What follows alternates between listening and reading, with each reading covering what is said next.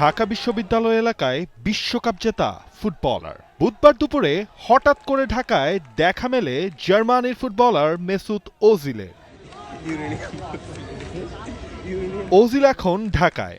Social মিডিয়ায় এমন খবর ছড়িয়ে পড়ার পর চোখের সামনে জার্মানির হয়ে 2014 বিশ্বকাপ জেতা এই মুসলিম ফুটবলারকে দেখতে সবাই ছুটে আসতে শুরু করেন ঢাকা বিশ্ববিদ্যালয়ের শহীদ বুদ্ধিজীবী ডক্টর মোহাম্মদ মোর্তজা মেডিকেল সেন্টারে। এমন মুহূর্ত সেলফিবন্দি করে রাখতে কেউ বাদ যাননি। তুরস্ক সরকারের আওতাধীন টিকা নামের একটি প্রজেক্ট শহীদ মোর্তজা মেডিকেল সেন্টারের বেশ কিছু উন্নয়নমূলক কাজে ঢাকা বিশ্ববিদ্যালয়ের প্রশাসনকে সাহায্য করছে। কালার এক্সপার্ট ডার্ট স্যাপ এবং মাইল্ড অন হ্যান্ডস টেকনোলজি সমৃদ্ধ অরিক্স অ্যাডভান্স ডিটারজেন্ট পাউডার আপনার লন্ড্রি এক্সপার্ট। এই প্রজেক্টের উদ্বোধনেই মূলত ঢাকা বিশ্ববিদ্যালয়ে এসেছেন রিয়াল মাদ্রিদ ও আর্সেনালে খেলা সাবেক এই মিডফিল্ডার মেসুত ওজিল। আজ ঢাকা অধ্যায় শেষ করে কাল তিনি ছুটবেন কক্সবাজারের উখিয়ায়। সময় কাটাবেন রোহিঙ্গা ক্যাম্পের শরণার্থীদের সাথে। পবিত্র রমজানের প্রথম ইফতারও করবেন তাদের সাথেই। রোহিঙ্গা ক্যাম্পের ভেতরে আশ্রয়কেন্দ্র, শিক্ষা ও স্বাস্থ্যসেবা কার্যক্রম পরিদর্শন করবেন Mesut Ozil. Now I would like to request Neville Khan, T Sports.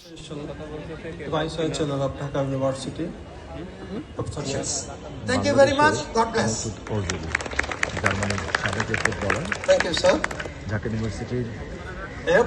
একটা Just I have received a message from medical সেন্টারের ওপেনিং Professor সেরেমনিতে Mahmood that our Honorable Professor Chancellor, Administration, Treasurer and Dean of the faculties, they have shown their keen interest to a participation with our distinguished guest. Now I'd like to request our আসলে জানানোর সুযোগ হয় professors to come to dais. এবং এরপরে মেসেজের আসার খবর ছড়িয়ে পড়তেই তার ভক্তরা, তার fans Please come to dais. জড়ো হয়েছেন এবং এই মুহূর্তে তিনি বক্তৃতা দেবেন। Mesut Ozil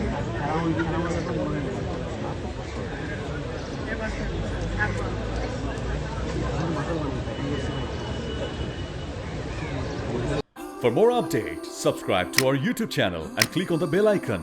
Follow us on Facebook and Instagram.